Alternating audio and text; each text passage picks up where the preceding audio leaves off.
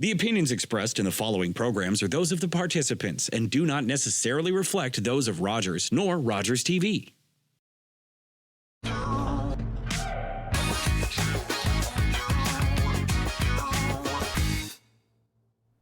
Hey, what's good, everybody? Happy New Year, and welcome back to the Players Corner. This is season 2.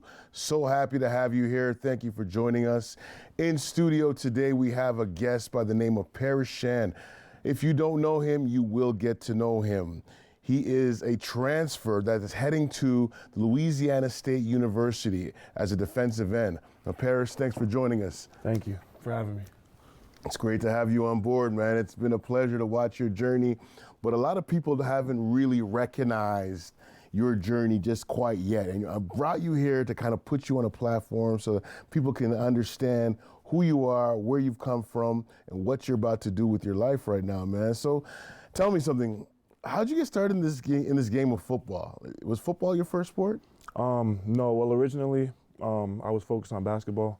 I played basketball throughout high school, and in about like the 11th, 12th grade, I had an accountant teacher, and he told me that I should just try it. Football. He's going to put me on the field, put me in a position where it won't be too dangerous because he knows I was a basketball player, but he wanted me to try it because he knew I had the size. Are you trying to say basketball players are kind of soft? Is that what you're saying? No, that's not what I'm saying, but some people have that, that stigma that it's difficult to transfer, to go from basketball to football. So, right. But I felt like it was an easy transition. But so I started in the 11th grade. I played a little bit. I didn't play in the 12th grade because I went to a basketball school. But I continued with Scarborough Thunder, and then I went to school in Connecticut and played football. So back up a little bit. So what sports did you start playing when you were a kid? When I was a kid, I started with soccer. That was the first sport I played. I was a been a big boy on that field. No, I wasn't. I was pretty good in the goal. Yeah. Okay, so you were a goalkeeper. Yeah, I was a keeper. Yeah. Nice. Yeah. Were you good? Yeah, I was good. Of course. All right. You look like you look like you could have had some talent in that spot. I was solid. And then you got into what after that? So I did soccer first, and then like house league basketball, and then I got into basketball for real. Okay. Stopped playing soccer as I transitioned into high school, and then stuck with basketball mostly, and I did some track, did some shot put. So it was mostly like basketball and track that I was doing in high school, and then I started playing some football. Wow. So like that transition, you went from soccer to basketball to football. Did you ever in your wildest imaginations dream that football would be the sport that you could possibly play professionally? See, when I was like younger looking at football, I never really thought about it as like, I'm gonna try and go play Division I. Like, of course you look up, you see like the great programs that there are and stuff like that, but it wasn't on my mind as someone growing up playing sports. I was thinking like, I'm gonna go to the NBA and I'm gonna do all of that, but life takes you where it takes you. It does, doesn't it, right? I do distinctly remember you playing for Team Canada at one point for basketball. Yeah. I mean, that's the highest level of competition. At that point, you're playing it in Team Canada. Are you thinking NBA? Well, of course I was thinking NBA. Yeah. I was around a lot of great basketball players at that time on that team, and just who was on that team? Any guys that we know of that you got like Luka Sakota at Harvard and like Cassius McNeely, okay. Shamar Rathan-Mays, Taryn. There's a lot of guys on that squad that are playing Division I basketball or playing basketball in the States or in Canada that are still playing now. So there's a lot of good players on the squad. So what essentially made you make that switch to focus solely on football? When I got to Loomis, I played football there, and I played basketball as well in the winter. But I felt like I would get asked a lot, like, "Are you going to play basketball? Are you going to play football at university?" Because that was the time when it was really like, okay, you got to choose like which one you're going to do. It would have been difficult to do both in university. I'm not saying it's impossible, but it would have been hard. So at that point, I felt like I had a better opportunity to get where I wanted to be in a professional setting with football. Right. Now, had you been garnering the interest that you had wanted from basketball as opposed to football when you were coming up? No. Okay. I feel like I was garnering some interest, but it wasn't the same as in football. Okay. Like in football, it was just more. It was just a lot more, essentially. Right. Yeah. So it's a lot more interest. The first university to ever recruit you in football was, do you know? The very first offer I had in football was UMass. Wow. Yeah, Wow. that was the first. That's first incredible. Offer. Yeah. So you played at Bill Carruthers, Yeah. and you did track there. Did you play any soccer? No, I didn't play any soccer. Why didn't you try for the soccer team when you were there? I was going to. I just never did. I don't Never know. did. And you played basketball there. How was the basketball team there? It was good. We had Coach Charles for the first 2 years. Shout out good. Coach Charles. Shout out Coach Charles. But yeah, that was good. And then it was all right after that. Yeah. But yeah, it was. So grade 11, you decided, okay, you know what? I'm gonna put my foot in the grass, my hand in the grass, and see how this football thing takes me. Yeah. And did you take to it initially? Were you like, oh, this is fun? Yeah. The very first game we played, it was up in Aurora, I think it was. Yeah. And I just been thrown on the field. Like the guy who was starting ahead of me couldn't come to the game, so they just started me that game, my first game ever, and it was fun. Yeah. I remember. I was at that game actually, and I remember after the game, a whole bunch of college coaches would just come flocking to you, and I'm just like, I've been to all your basketball games, and I had never seen that happen before at basketball. Not to say you weren't a good basketball player, but I think just the sheer magnitude and size of and athleticism you showed in that game, they were just like, oh, it's a no-brainer. He passes the eye test. Yeah. Right? So fast forward now, you end up going to Loomis Chaffee, and where was that located? That's in Windsor, Connecticut, like East Hartford. Wow. Yeah. So was that a bit of a culture shock when you got there? I didn't really think so, because I feel like Toronto itself is kind of like very American-esque in a way. Yeah. So like, and going there, the only difference was like you got to stay on campus and like as a high school kid, but it was really fun. There's a lot of good people there. Right. So I wouldn't say it was a culture shock. They helped me adapt very, very easily. And when you got there, so that's like a prep school, right? Yeah. So when you got there, is Loomis more of an academic school? Yeah. Or was it more of an athletic school? Or is it a bit of both? I'd say it's a bit of both, Right. but leaning more towards academics, being one of the better prep schools in the country. Right. So, but they do have good athletics there as well. A lot of kids coming out of high school have problems with academics. Did you have any problems? No, I never had any issues with school. It was never. It's really just do your work, and as long as if you could do the homework, you're gonna get solid grades. Really, Gonna get your solid grades, yeah, right? I think so. Yeah. So you never had problems. So when you went to Loomis, what positions did you play there? I played left tackle, right tackle. Wow. On the O-line, and I played on the D-line. I played like that two end spots. Wow. So they had you all over the place. They're like, you got to get this big body rolling, man. That's good, man. So from Loomis, you said you got a scholarship from UMass offer. What else? What other options were open to you at that point? I had Vanderbilt. Of course, the University of Arizona, where I ended up going, Rutgers.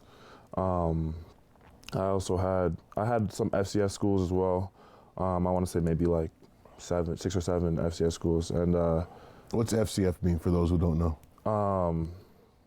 I really don't know. Okay, that's fine. We'll edit that out later, so that'll make you look. So okay, so we get to so you decide to go to University of Arizona. I mean, now that in and of itself is a huge leap. It's what, a 4-hour plane ride. Yeah. What made you decide to go to Arizona?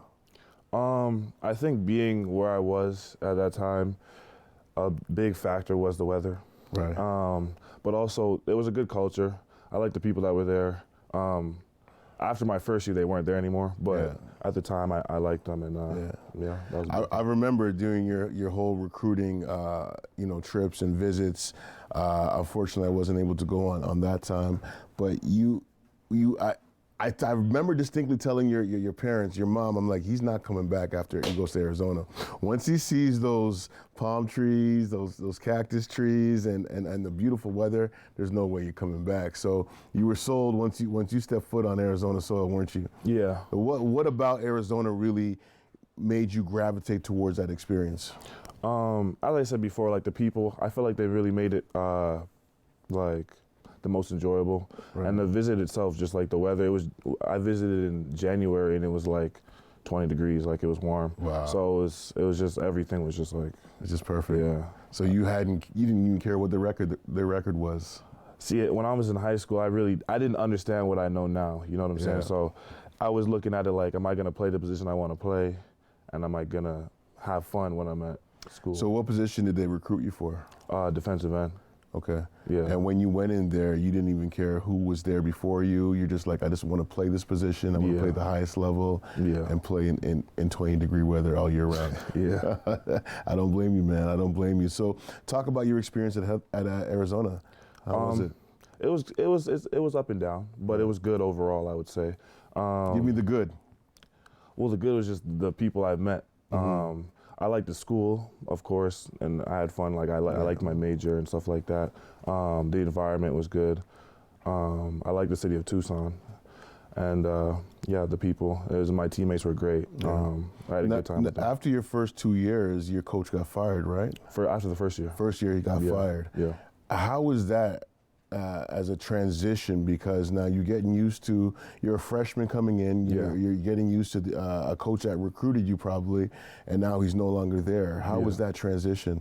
I felt like with the coach that came in, it was pretty smooth because it wasn't like he wanted to just replace everyone. He wanted to build a certain culture, and if you could fit that culture, he wanted you there. And I felt like I could fit that culture very easily, and he made it very easy for him to be likable. So the first coach, what was his name? Kevin Sumlin. And then so after your first year, Fisher came in? Coach Fish, yeah. Coach Jed Fish. And he's still there now? Yeah, he's there right now. Okay. So we talked about the good. Give me some of the bad now. Well, I feel like for me personally, having three different defensive coordinators in 3 seasons isn't something that's ideal. Yeah. It happens, but like it's difficult when you got to adjust. You got one defense, and then the next year you got another defense, and then the next year you got another defense. Yeah. And in all those defenses, you're playing a different position.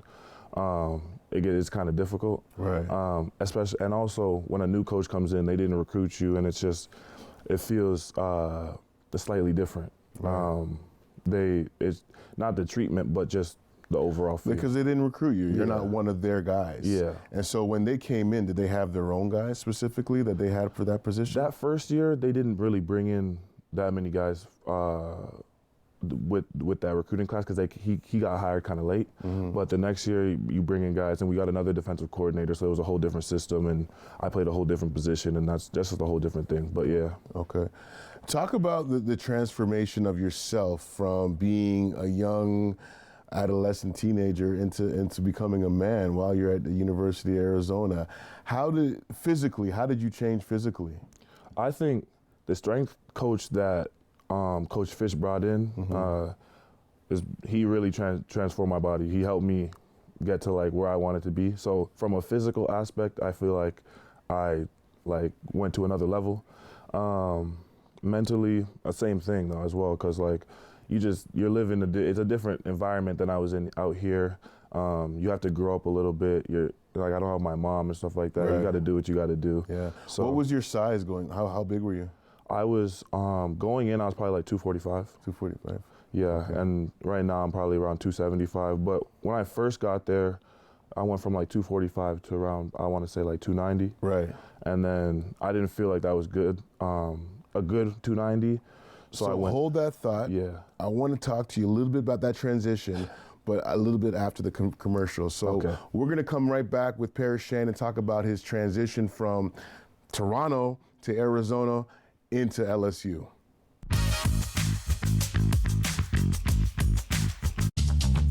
This program is brought to you by Ignite TV. Now you're in command. Visit Rogers.com for more details.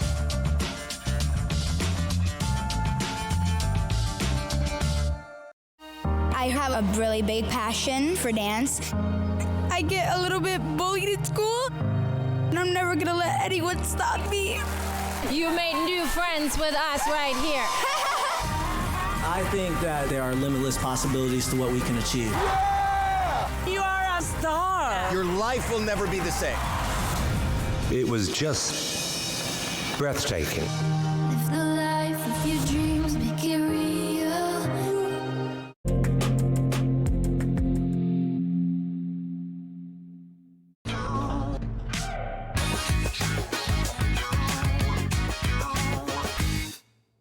welcome back, ladies and gentlemen, to the Players Corner. We are going one-on-one with Paris Shan, the defensive end for LSU Tigers. Now, Paris, right now we're talking about your journey in Arizona, the University of Arizona. How was that desert heat in practice? Like, how was it to kind of deal with that heat coming from the beautiful cold weather of Toronto and dealing with that kind of climatic change? It was at the start. It was a little difficult. The practice is really hot. You got to make sure you're drinking water. You got the electrolytes. You know, they had pickle juice and stuff like that. Right. But over time, it got easier. But I'd say the hardest part is probably working out in the summer, because we work out outside and we pushing sleds and all types of stuff. So it's like, and you're in like 110-degree weather. You know what I'm saying? So it was slightly difficult, but I felt like it was good. Did you guys work out like right as soon as the weather got that hot, or would you guys work out in the morning or in the evening? There was different groups. Okay. So for the workouts, I worked out usually around 8 a.m. Yeah. But some groups were at like noon, like the hottest time of the day. Right. So they'd be running outside at when it's like the sun is just beating on you.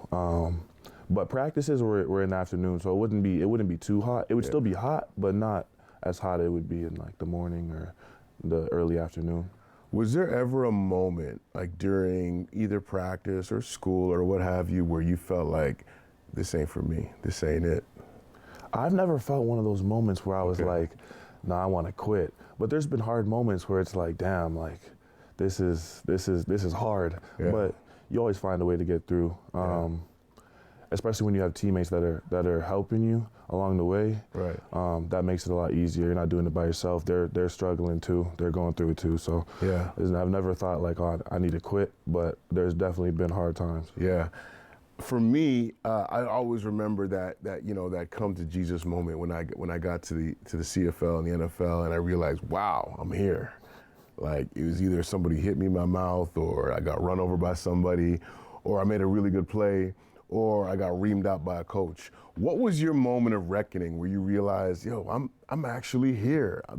I'm in the Division I. I'd say it was probably the first time I got on the field against Washington.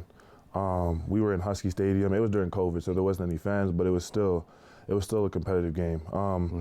I got in and I got hit by the left tackle, and I was just like, okay, the game speed's a little different. The game speed's a little different, and I gotta match that. So it was probably then. And I had a solid game after that. Do you remember his name?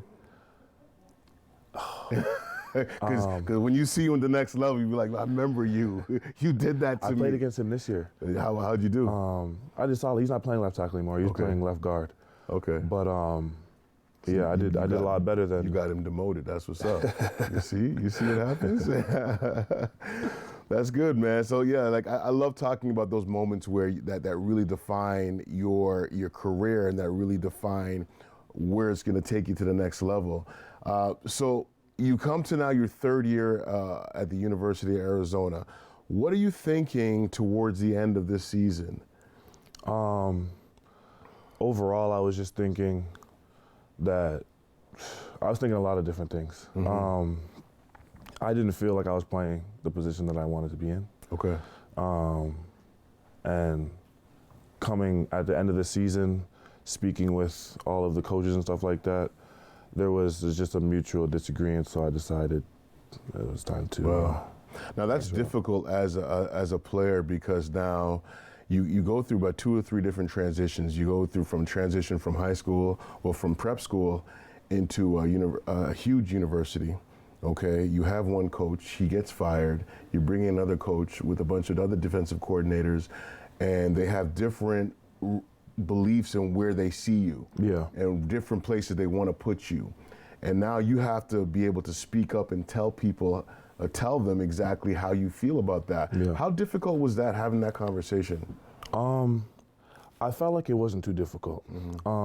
because especially it was at the end of the season. I didn't want to complain during the season because I'm out there with my brothers. We're all fighting. Like I'm gonna play the position I'm playing during the season, and then when the end of the season comes, I'm gonna. We had the conversation about it, but the conversation itself wasn't difficult. I talked to a couple different coaches, and they're all understanding. They're all good guys. So it wasn't like they were upset with me about wanting to play the position that I felt would get me the possibility to go to the next level. Right. So, yeah. So, do you think that because of this new transfer portal that's arisen in the last couple of years, that played a huge part into your decision? Yeah, I would say, being an international student is a little different, the way that it operates. But I'd say that it definitely had a little factor in. Right. So you put your name into the transfer portal. Yeah. And what happened? I put my name in the transfer portal. In the first couple of days, there was just a lot of schools hitting me up. Yeah. Like I had a couple offers within the first couple of days. Wow. What schools are we talking about here? Rutgers again, like from the first time around. I had what other schools did I have? Indiana. Wow. University of Indiana. Cal hit me up. It was a couple of schools, and then later on like Ole Miss, and of course LSU. And so that you went on visits to all these schools to check them out to see if you liked them. Yeah, I went on 3 visits. I went to Rutgers, Ole Miss, and LSU. Okay, and you decided on LSU. Yeah. What made you decide that LSU was a school for you? Well, I felt like they were all great options, the ones that I went to, but LSU was just. I felt like it was on a bigger stage, and it gives me the best opportunity to go to where I want to be at. Right. Playing at that level, playing well at that level, will get you the opportunity to do whatever you want. When you say whatever you want, we're talking NFL, right? Yeah. Obviously. Yeah. So that's the ultimate goal. Yeah. Now, if there was a team that you would dream to be drafted to, what team would that be?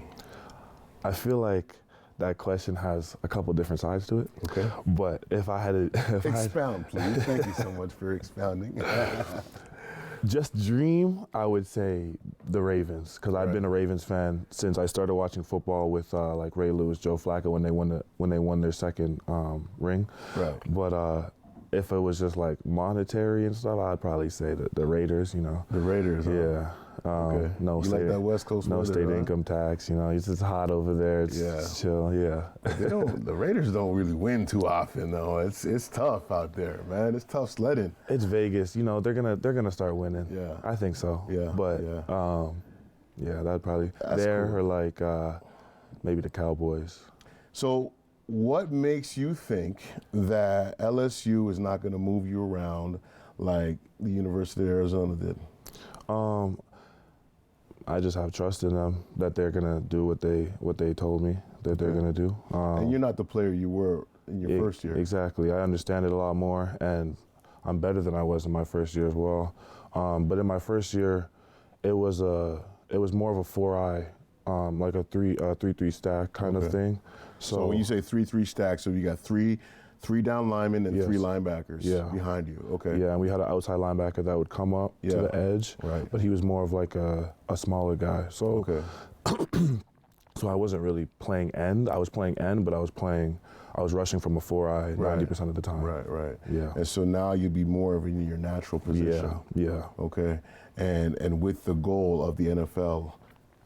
Yes. Okay, so that's good. That's great.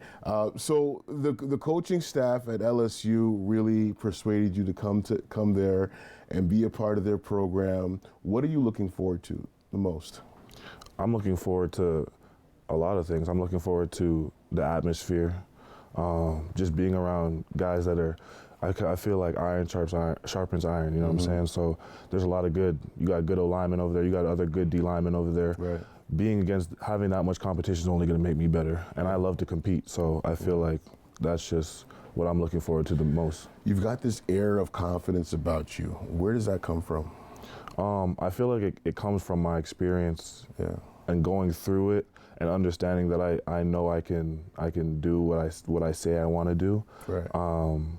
If I just put my head down and go do it. So I feel like the confidence comes from the fact that I know I'm going to go in there every day and I'm going to put in the work and I'm not thinking about the destination. I'm thinking about the journey. There you go. So the process over the product. I like that. I like that a lot. That's where the confidence comes from. Right. You've got some good pedigree. I know your dad played at a high level.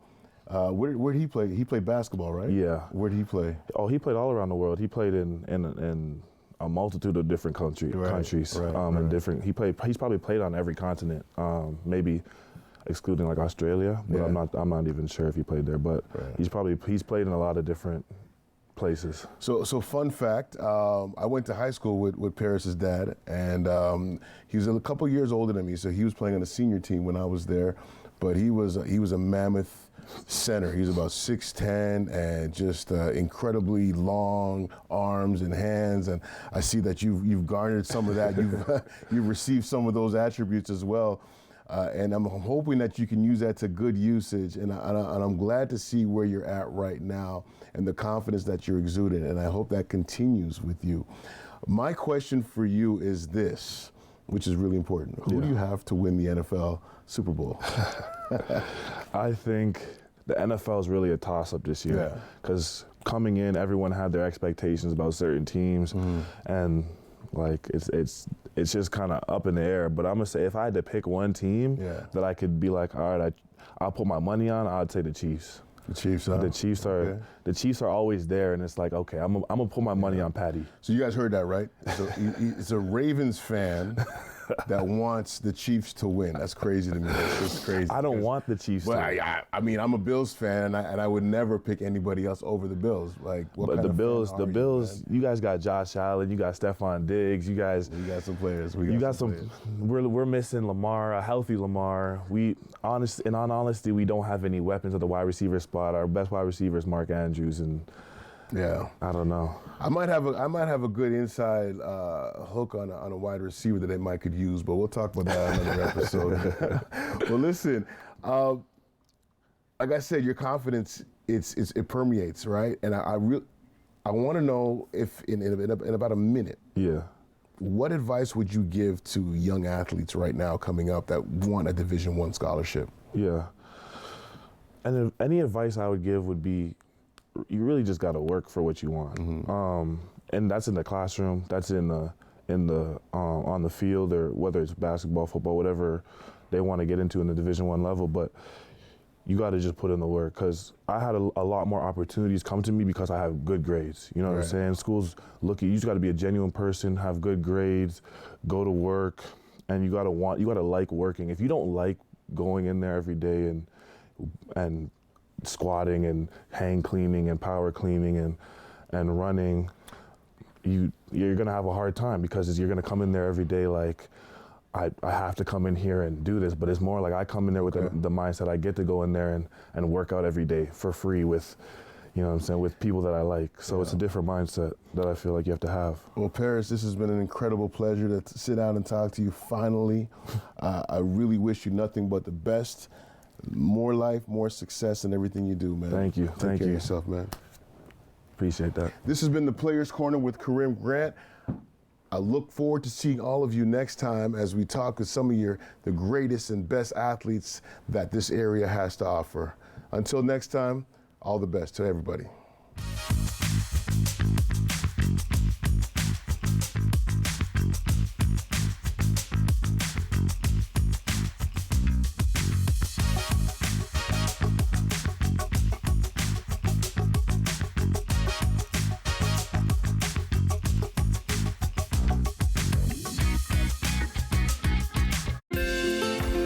Call the Rogers TV viewer response line, email us, or connect with us on social media.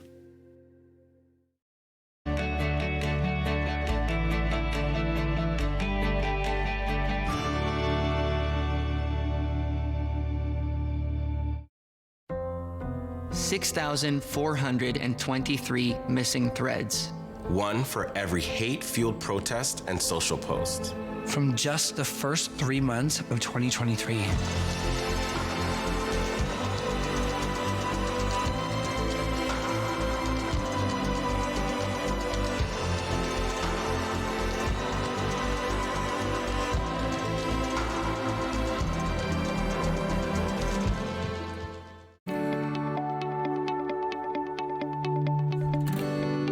You're watching Rogers TV.